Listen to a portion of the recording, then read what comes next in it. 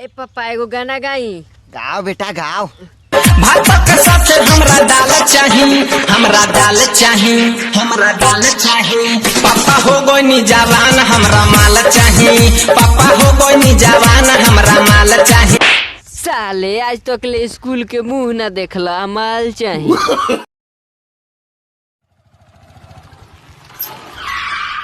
क्यों रे, कहाँ जा रहे हो सालो? तुमको नहीं पता सब बंद है?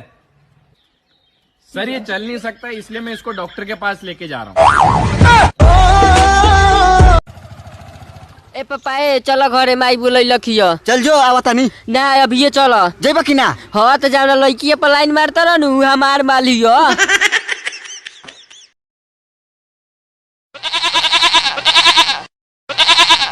ए अर्जुन तोर बकरिया काहे बोलतिया रे? जानते रे मनु गरम भी आई तो देखो उजर बोका बावे ना, ई उजर नहीं खोजत, कोरिया खोजतिया।